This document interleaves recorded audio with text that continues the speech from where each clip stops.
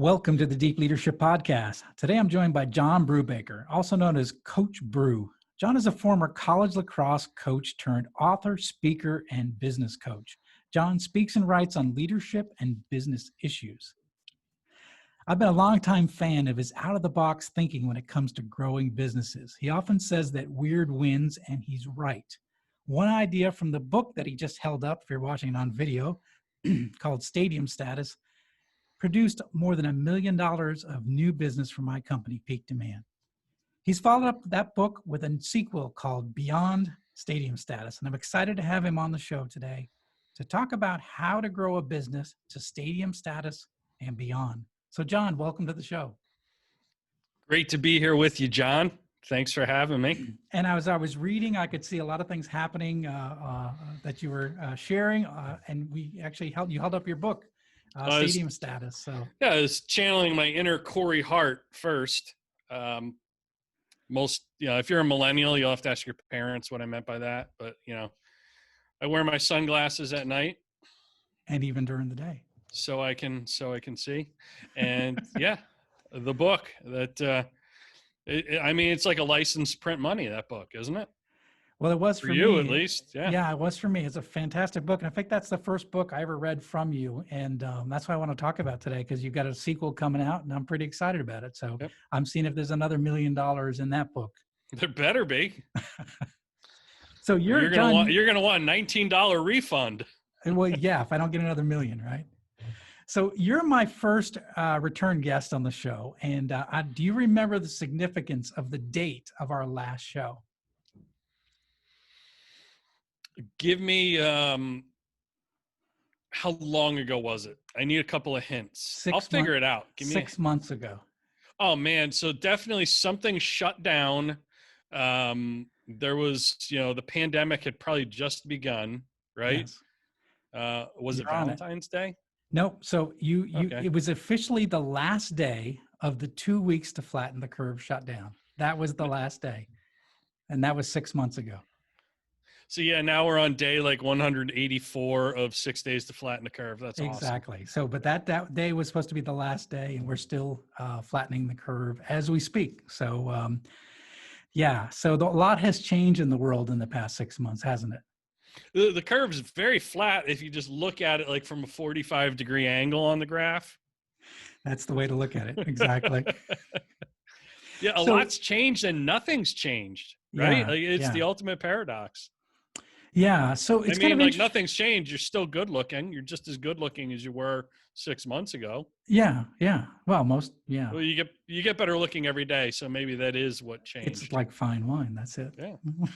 So interesting. So, we're going to talk today about business growth, but, and it seems like a strange time to talk about business growth when a lot of businesses are shut down. A lot of people are struggling, but I mean, if you look at the past 6 months, have you seen some examples of businesses that have figured it out, that have made the pivot, that have grown, that are continuing to do things, that are taking advantage of the opportunity, even though the world has changed, they're still staying strong and doing things to grow their business and to continue to kind of, separate themselves from the pack?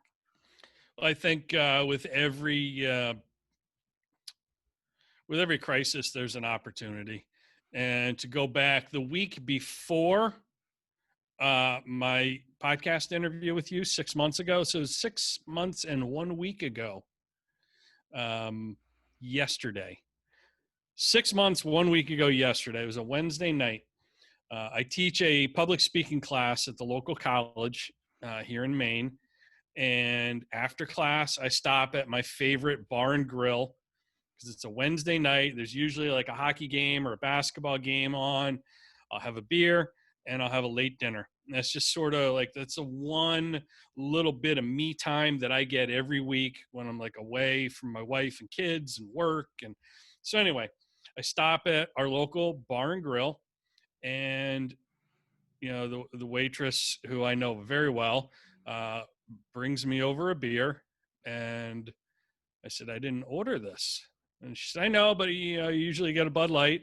And, because I really wasn't going to have a beer that night. But she said, you don't even have to pay for this. I'm like, you never buy me a beer. What's going on? And she's like, the gentleman over there at the corner of the bar is buying the house a round of drinks. Mm. Now, before that sounds super generous, John, there were like 4 people there. Oh. So if there ever a time when you just wanted to be able to say, I bought the house a round of drinks, Yeah. it's when there's like, 4 people in the bar. And so I take my beer and I walk over to him to say thank you. And this is just at the beginning of like, we knew like, okay,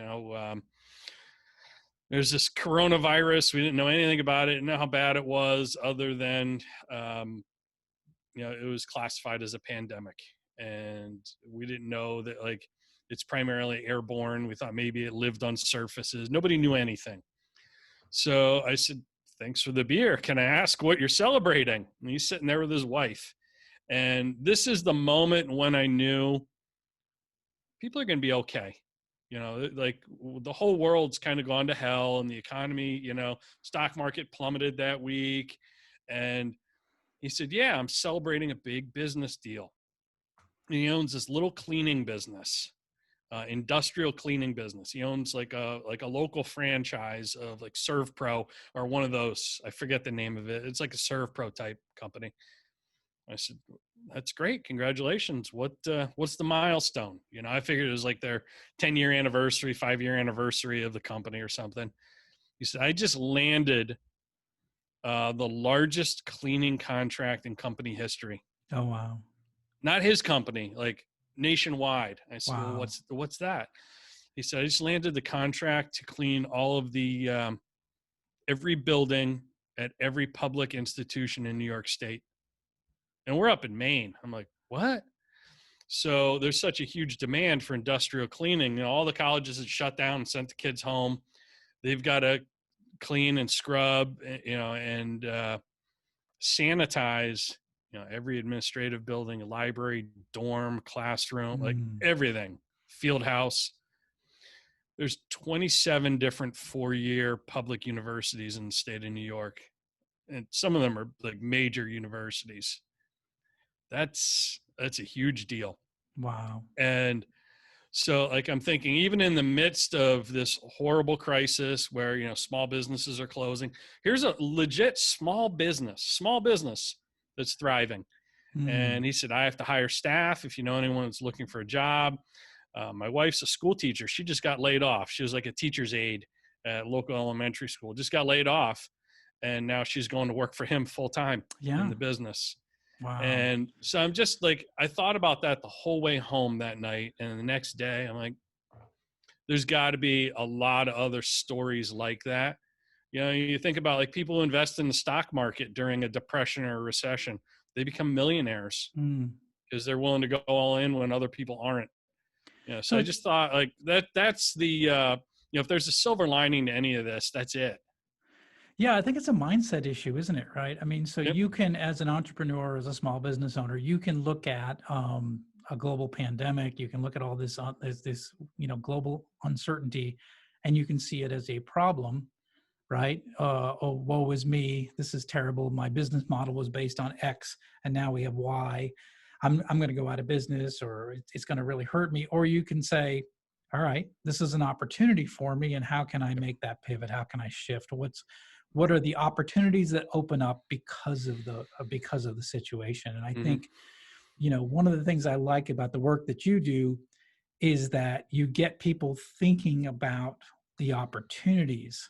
And I think if I talk about your first book, Stadium Status, you talk about stories. And do you have a copy of the book right there?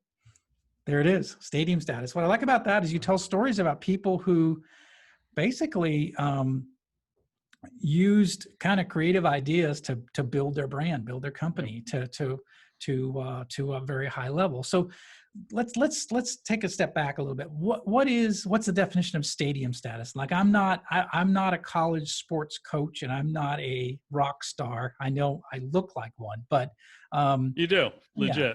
So what is stadium status? What does that mean when you reach stadium status? So let's backtrack real quick. The stadium is sort of the lens through which I view my entire world. It's the ultimate meritocracy if you think about it. And isn't that really what entrepreneurship is too? You get what you earn Mm. today. Nothing's promised to you. You're not entitled to anything. You get what you earn. Coaches, same thing. Athletes, you earn playing time. Um, and stadium status now is a metaphor for business, in that you may not perform, under bright lights and on national TV, like let's say a professional football or baseball team. But I'm pretty sure that you'd love to have a customer base that could fill a stadium. Mm. Like the Big House is University of Michigan's football stadium in Ann Arbor. I think it's the largest stadium in America, football stadium. I think they hold like 114,000 or 112,000 people, and I think it's the second largest. If it were a city, it'd be the second largest city in the state on game day. Mm. But wouldn't everyone love to be able to pack a stadium full of their fans, meaning their customers? So I think there are strategies that you can learn, audience engagement strategies that you can learn from the people who do fill an actual stadium, professional sports team, coaches, athletes, and entertainers. Like the largest stadium shows in America right now are country music. Mm. And the reason for that, I believe, is there's much greater, more direct fan to artist connection in that genre than any other genre. So your ability to make direct fan connections with your audience that pays your bills is hugely critical. I think success leaves clues, and your best ideas come from outside your industry. So that's where I shine the spotlight on what entertainers, athletes, and coaches and teams are doing. I think I think it's, yeah, fantastic. I'd never heard the term stadium status. In fact, even when I got your book, that was the first book I ever read that you wrote. I didn't know what it meant. I'm like, stadium status, I don't even know what it means, right? But then, you quickly get into like talking about, like you said, music acts, where you start off like playing in a bar with like 15 people who are not paying attention, right?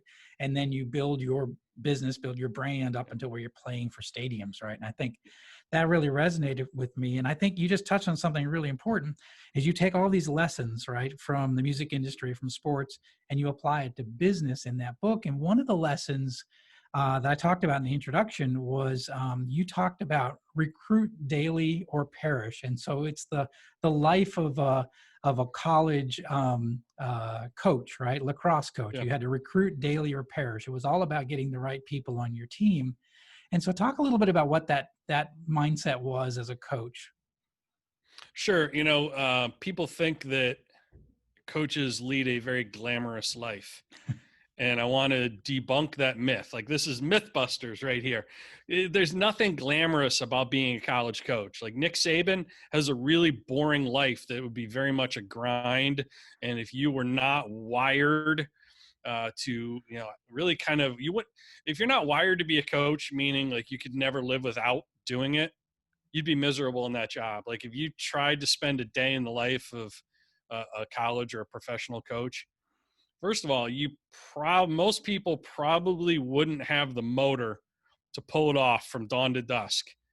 It's not an 8-hour a day job. You don't go in at 9, punch out at 5.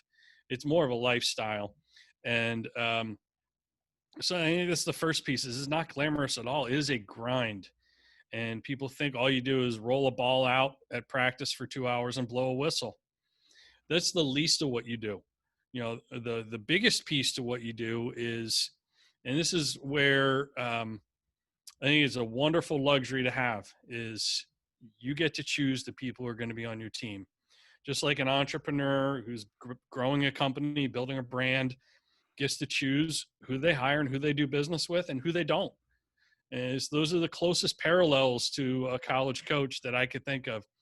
But if you're not recruiting daily, like recruiting is the lifeblood of your program, you will perish. So the mantra is RDOP, recruit daily or perish. And if you're not actively recruiting in your business, whether it's building your team of employees or your customer base, you will perish. And Yeah, I think if you look like during the pandemic right now, John, there are a lot of restaurants. So I guess we should issue this disclaimer. At the time of this recording, we're in the middle of a global pandemic, and restaurants in many states are below half capacity. Maine just reopened from like 25% to 50% capacity. And what do most restaurants do? Well, most of them don't advertise. Some of them advertise a little bit, but they turn on the lights and unlock the door and flip the sign over from closed to open and hope people show up. Mm. And hope's a horrible business strategy. It is. And my favorite restaurant that I support and I go to probably weekly is this little tavern in the next town over from me. And I love the owner. I love her family. She has great values. It doesn't matter who waits on you. You get quality service. The food is so consistently good. And I just said to her when I saw her the other day, I said, yeah, I know things have been a struggle for you guys. And that's why I'm trying to eat here more and spend more time and money here and invite other people to come here. But in a way, it's got to be a godsend that you have to do this contact tracing thing. And she's like, what are you talking about? Because like when you make a reservation or you show up at the hostess station, they have Yeah. to take your name, your email address, your phone number. Yeah. Most businesses, most restaurants especially, never like kept a customer list. So Yeah. in a way, that's a godsend for them that now sure, you have to turn that information into the state, but you can make a copy of it before you do that.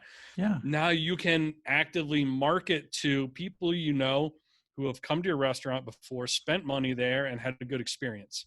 Yeah. That's And great. she looked at me like I had an eyeball growing out, like I had a third eyeball growing out of my forehead. She's like, what? Like, didn't even cross her mind to do Mm. anything with that data. Whereas like you, me, the coach in me, like you're constantly in the, the leads and the name accumulation business, and you're building, that prospect list. That And that's what's so that's, powerful about the concept, because when I read it in the book, it just sort of, I don't know what it was, maybe like I think of an electrical connection. It's like something went in my brain, it just connected.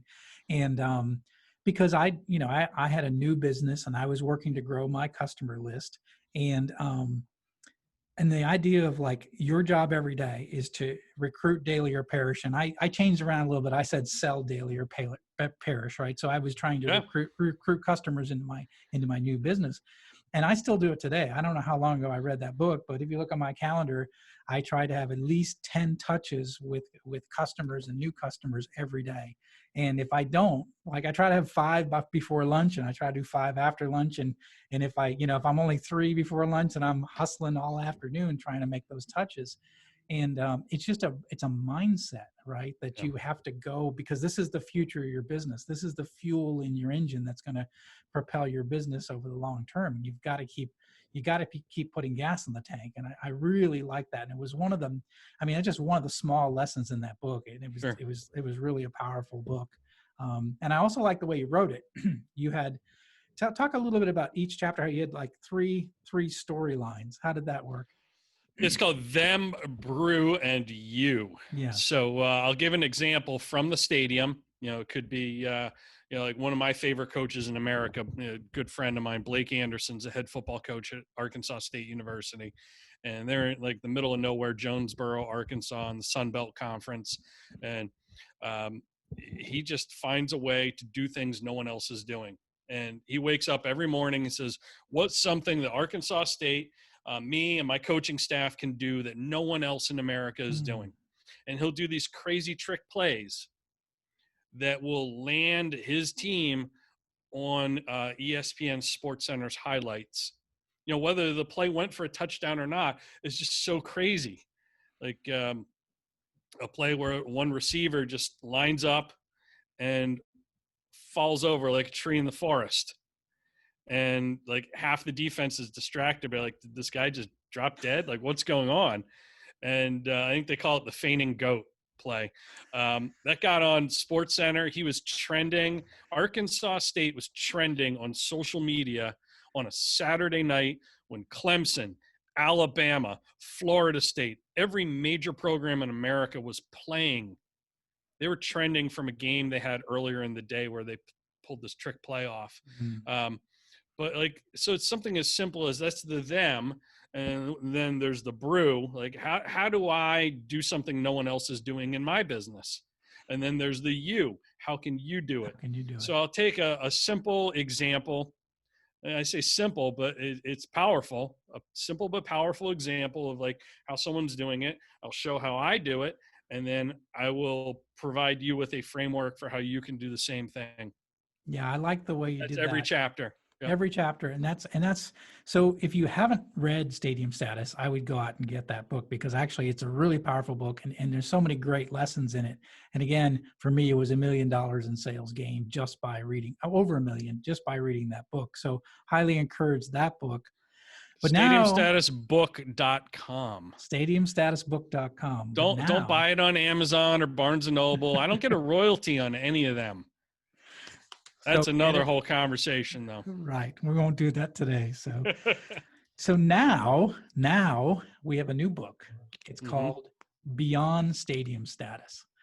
Yep. So what is that? I mean, you just told us that stadium status is the pinnacle, right, of a sports team, of an act, right, to get to fill a stadium. What's beyond stadium status? I'd rather tell you what it isn't. Okay. Can I tell you what it isn't? Sure. It isn't your normal business book. You will not see any celebrity endorsements or a forward by some famous person. It is purely meat and potatoes. I'll put it to you that way. It's like practical, hands-on, real, grounded in reality, actual strategies that normal people like you and me practice or would want to practice in their business. I think that one of the problems with business books, and this is actual research, it's not Coach Bru making up statistics like politicians make up facts, but 85% of every nonfiction book that's purchased never gets opened. And of the 15% that do get opened up, an overwhelming majority, like 75% of the 15%, only read one chapter. Mm. And I think a lot of that is because, they were sold on the sizzle, and the steak isn't quite as fun as the sizzle. They were told success would be easy, and they saw, like some famous business celebrity, like from Shark Tank, said, "Oh, this book will revolutionize your business, and you could have a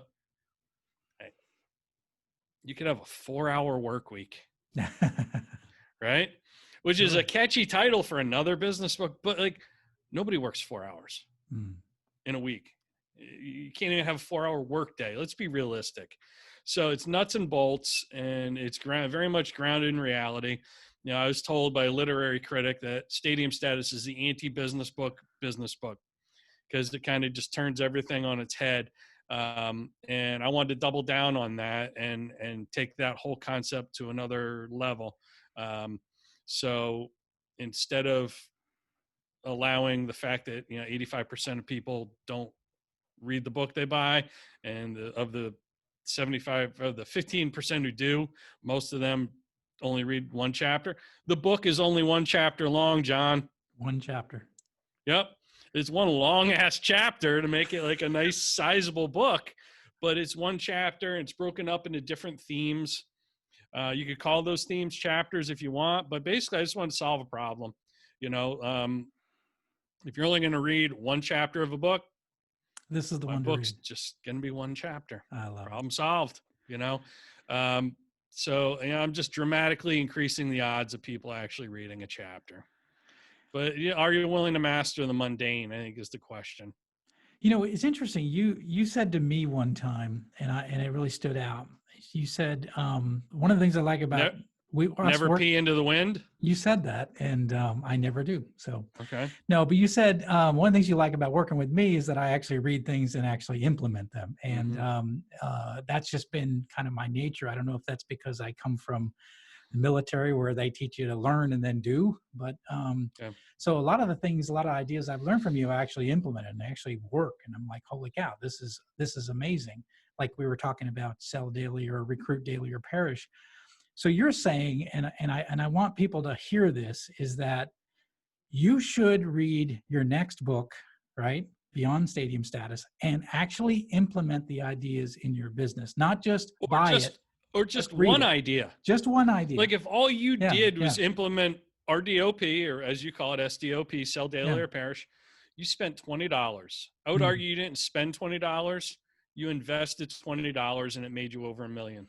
Yes. So Yeah. imagine if you went back, not you, the general you. I know you reread things, but imagine if like you bought a book and it made you exponentially more than you paid for it just by executing one idea. What might happen if you went back and reread that book Yeah. and executed a second idea? Exactly. And then once you monetize that, you did a third round of reading, executed a third idea. I think so many people are so into just collecting information. You're better off, reading one book 10 times than 10 books once, Mhm. and really extracting value from it. But reading, as we've talked about, John, is getting harder and harder to do for people. Like the example I love to give is if I gave you $1 million to read a book, I think we both know you would read it. I'm not talking to you, I'm talking to your listeners. We both know you would buy it and have it read in a day. Mm-hmm. But if you tell someone to read a book that'll make them $1 million, they'll find a reason not to do it. Mm-hmm. Yeah, every time. Yeah, because the Kardashians are on TV, so Yeah, we'd rather be taking pictures of our food or watching a stupid cat video on Flakebook. But yeah, and I love the fact that you're intellectually curious, you're willing to implement ideas from outside your industry and get weird and think outside the box. I want to flip this interview on its head. I'm going to hijack your podcast, and I'm going to ask you a question now. You didn't know I was going to do this, did you? I had a feeling it might happen because you're a podcast host too. So John Rennie, it's great to have you here. I would love for you to tell my audience, your audience, all about your promo code BOSS. And Oh I'll just yeah. leave it at that. So if people would look over John's shoulder, if you're watching this podcast and not listening, you will see a copy of a fabulous book I wrote, the forward to, Yes. called I Have the Watch. John wrote the book. But so there's a promo code you can use called BOSS.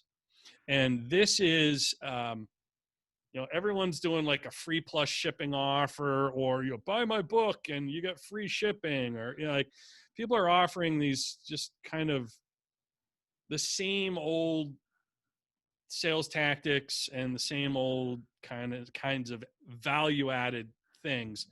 And you got weird and you got different with what you're doing with promo Yeah. code BOSS.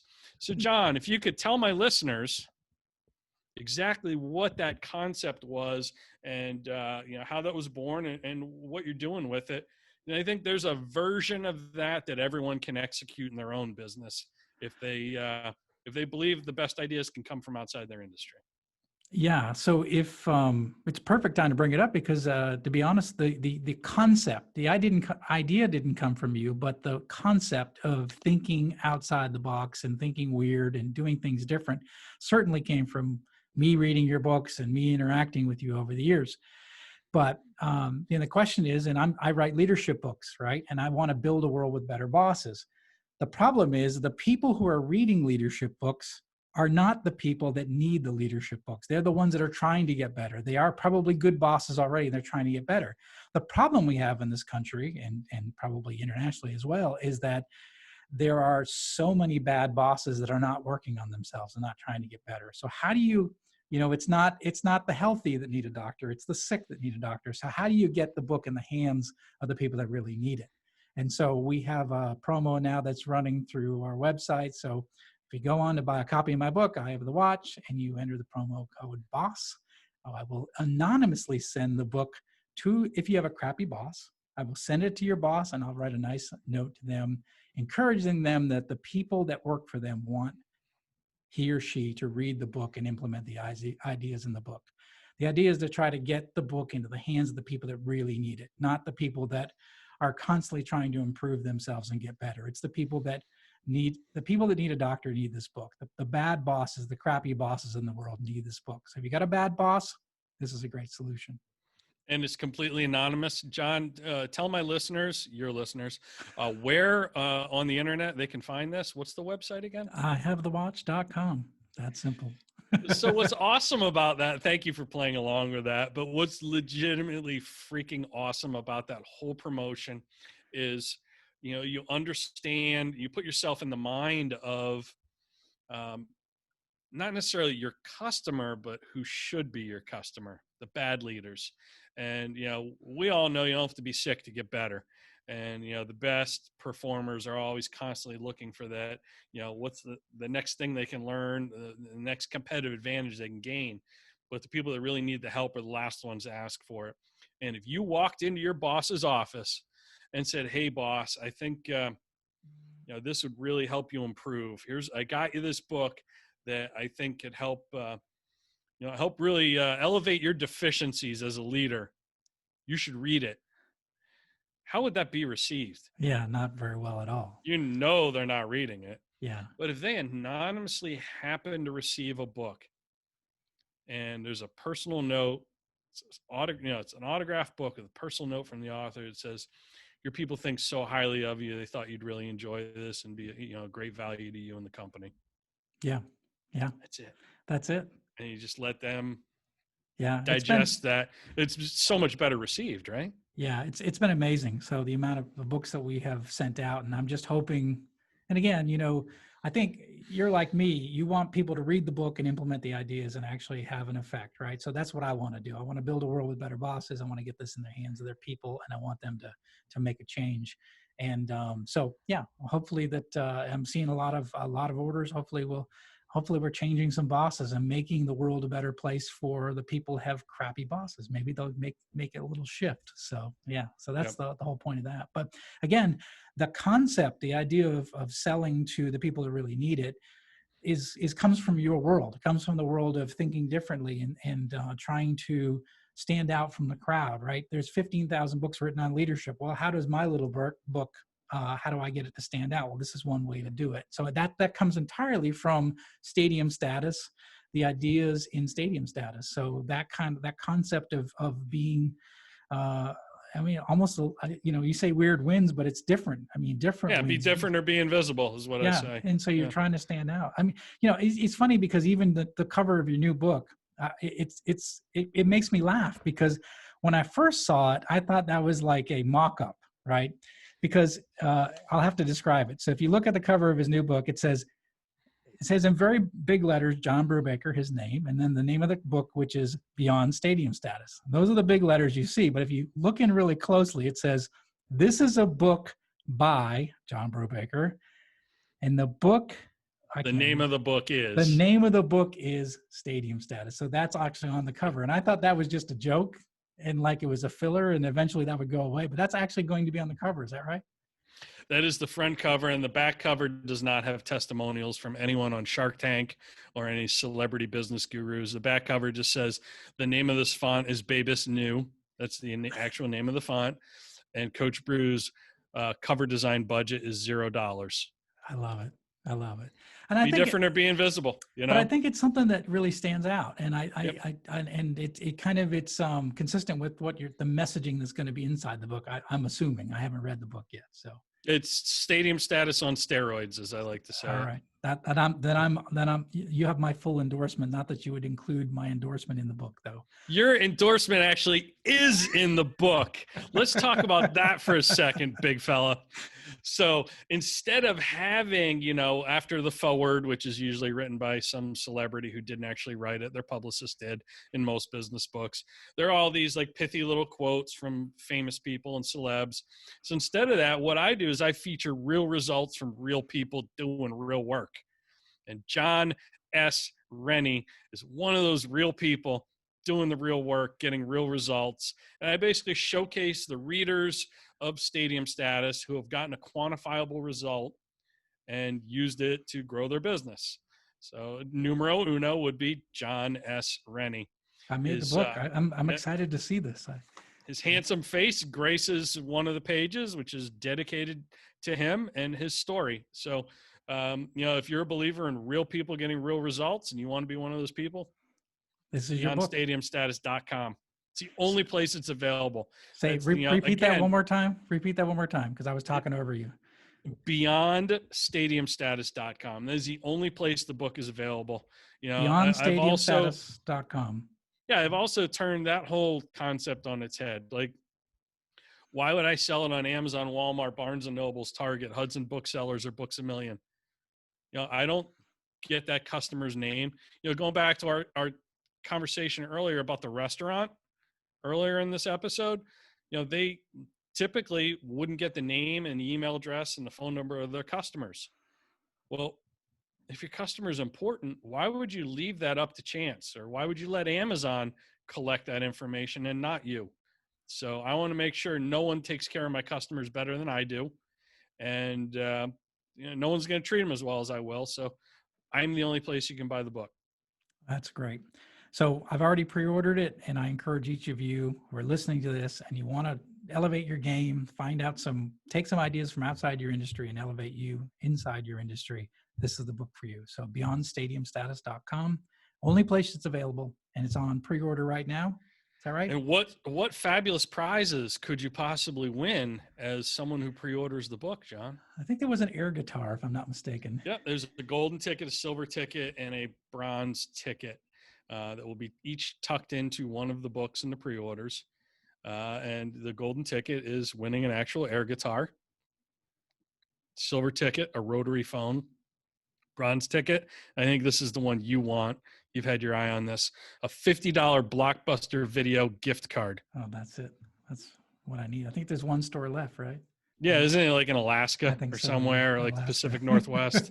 I'm going to go use it. There you go. All right. So that's that. I wanted to cover one thing too before we wrap up.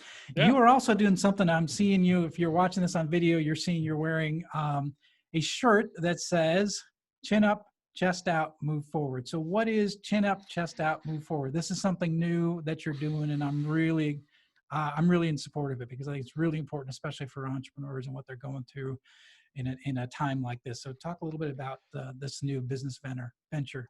Sure. It's it's a hashtag, it's a catchy phrase, call it whatever you want, a slogan. It's really a mindset.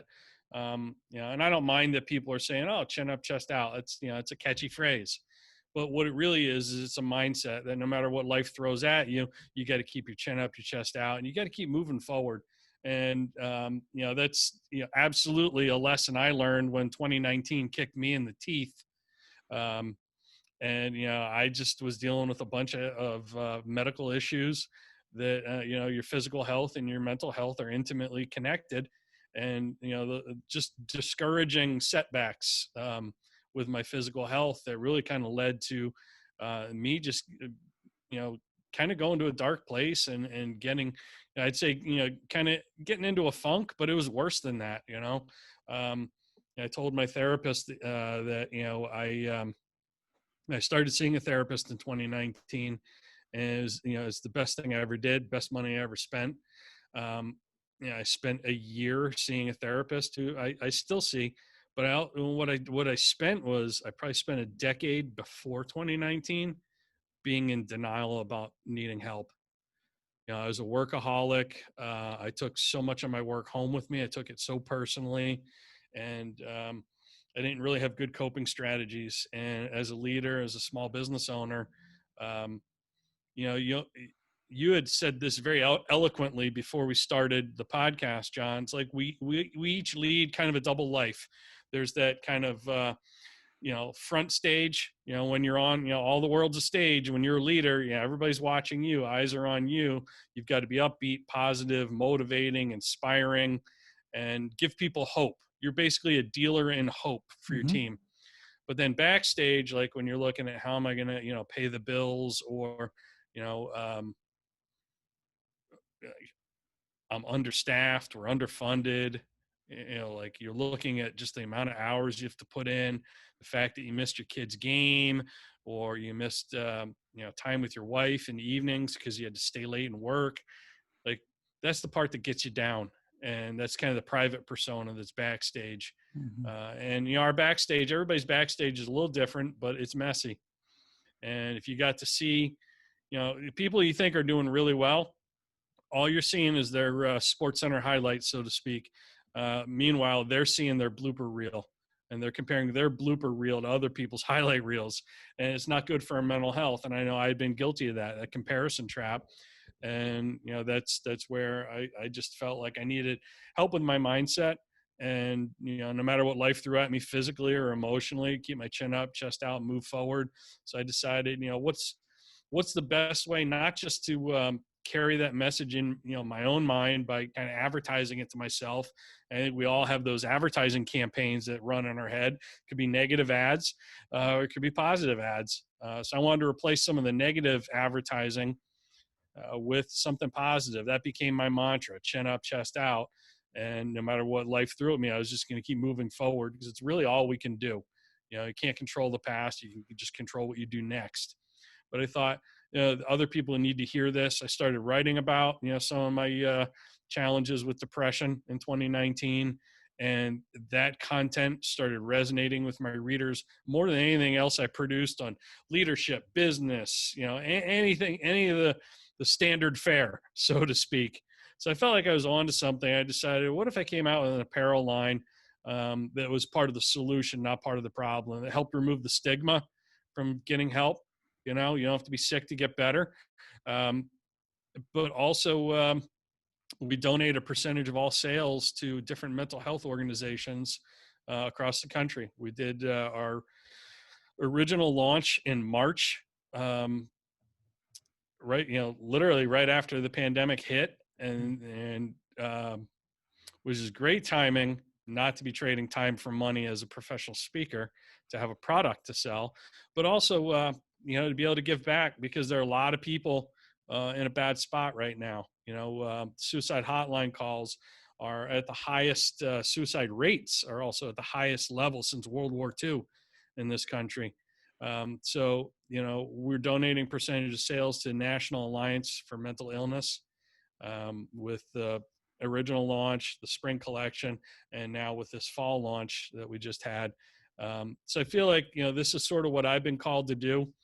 Not necessarily, owning an apparel brand, but just really doing something to be part of the solution and erasing the stigma.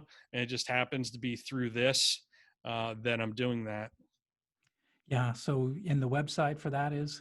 It's chinupchestout.com. Yeah, that's new.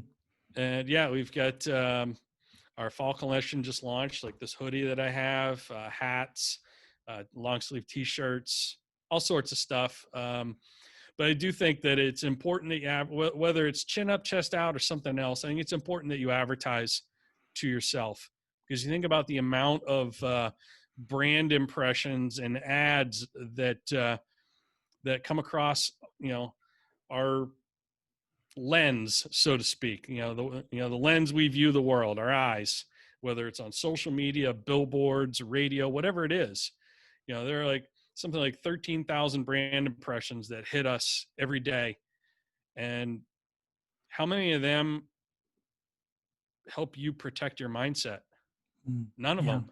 Like, you got to advertise to yourself. And I don't know who to give credit to this, but there's a great quote that I heard, and I think it really rings true for all of us. Like, if you talk to your friends and family the way you talk to yourself, like if you said things to your friends and family that you say to yourself, like that internal dialogue we have about ourselves, they wouldn't be your friends anymore, and your Mm, family would probably disown you, a lot of them. So, we're way more gentle and nicer to other people, whether it's strangers, friends, or family, than we are with ourselves. And I think it's because we're not really advertising to ourselves the way we need to. yeah, I agree 100%. That's why I support this, and I love it when I'm wearing the gear. It kind of reminds me to just keep moving forward. And as an entrepreneur, I have I have the onstage presence, and I have my backstage mess, right? I'm Yeah. working it. I'm working every day trying to, keep things afloat. I'm the duck on the water paddling as hard as I can, but you don't Yeah. see it because you're only seeing the duck just floating by. But so I think the brand is is really, I think it's really needed. I think especially entrepreneurs, but it's really for anyone, but Yeah. is that you just got to keep moving forward, especially in times like this. You got to keep focusing on, your mental health, your physical health, your spiritual health. You got to keep that going, especially if you're a mother, a father, a business leader. There are people that are depending on you to be there, and Yeah. you got to take care of yourself. So I really appreciate what you're doing there, and I support it. Thank you. So, and I'd like more people to support it. So yeah, it's good. So it's a really positive thing you're doing. And so that's I was gonna say, what's next for you? That was the next question on my list, is what is next for you? I heard rumor about some sort of new podcast in the works potentially, or Yeah, like I have a podcast just like you do, oh yeah. but So say what your so podcast is too, by the yeah, way. It's so one of my favorites. it's Coach Bru show, Coach Bru podcast. That's, you can find out more about that or subscribe to it at coachbru.com. But what I'm really excited about is because that's sort of, every now and then I'll have a guest expert like yourself, but it's usually a monologue where I talk about different leadership or, performance in business issues. And it's, I don't want to say it's super serious, but, we talk about real stuff, serious stuff. And I wanted to start something that would be fun. And I've been looking for sort of the right opportunity. And sometimes, when you don't go looking for things aggressively, they find you. Mm, So this opportunity found me through, I don't know if you're familiar with this gentleman. He's a leadership expert. He spent many, many years as a leader, an officer in a nuclear sub in the United States Navy during the Cold War. His name's John S. Rennie. He yes. runs a company called Peak Demand, and he reached out to me on Twitter. Are you familiar with him? Yeah, I know him. A good Okay, guy. you know him well, don't you? Yeah, yeah. Yeah. So, He also goes by the alter ego Max Power. You might be more familiar with him that way. not Um, everybody knows that. so now they do. Oops, clip it, edit that out. But so he reached out to me on Twitter and said, "This quote, this is something I could see Coach Bru and I doing." Yeah. And this was a podcast, basically, like not so it was. Well, I'll let John S. Rennie explain it because I won't do it justice because I'm not as intimately familiar with the podcast he was referencing.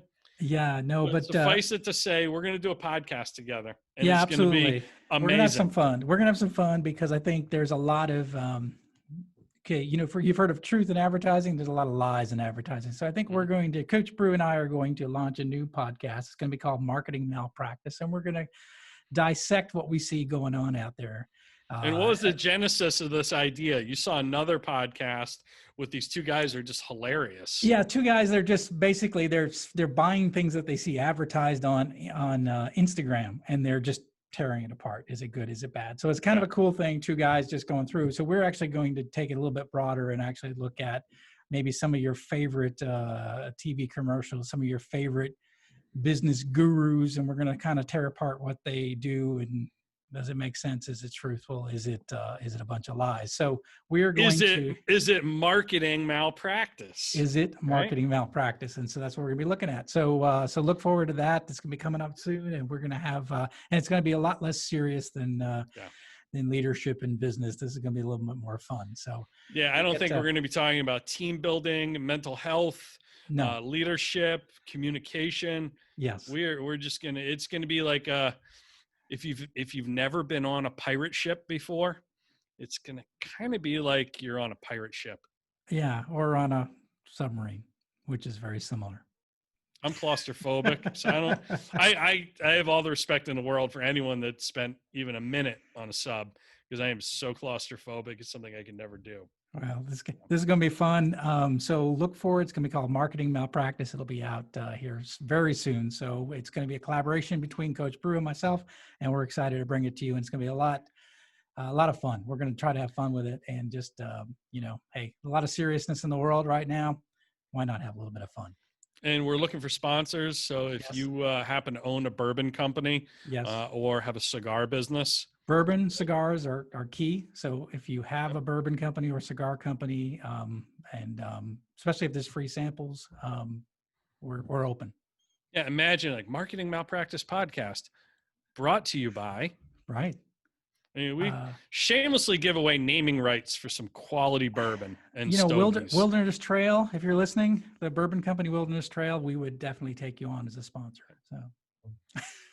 So shout out to bourbon, shout out to Wilderness Trail, but no disrespect to any other bourbons who might want to advertise with us. No, sure. Absolutely. So very good. So how can people find out more about you, your books, your podcast, your apparel line? How do they find all that out? So interested in the apparel line, just go to chinupchestout.com. Interested in me and everything I have going on, just go to coachbru.com. And I think that's the lesson for everyone that ever plugs anything. And this is something we can talk about in Marketing Malpractice. If someone asks you that and you rattle off your Instagram handle, your Facebook page, your website, your Twitter, your podcast, like, no, just have one place people can go, you know? Yep. Coachbru.com. And I learned that from you. For me, it's johnsrennie.com. Everything is there. Yeah. One place. Amen. Yeah. So let's learn it from you. And by the way, if you spell John wrong, you get to my website. Again, a trick I learned from you. Yeah. So take a look at Stadium Status, the book, and Beyond Stadium Status, the new book coming out. So these are great books, great resources. And if you really want to elevate your business, you want to take yourself away from the status quo, elevate your game, these are great books to do that. So I highly encourage it. These are books that I'm using every day, and I'm growing my business as a result of it. So John, thank you for your time. Thank you for all your wisdom. And thank you for your dark sunglasses, because I think that really makes the podcast. So thank you very much. Thank you, John. Appreciate you. Love what you're doing. I love what you're doing too as well. So thank you for listening to Deep Leadership. If you like this podcast, please subscribe and share so we can continue to build a world with better bosses. Until next time, this is John Rennie saying take care and lead well.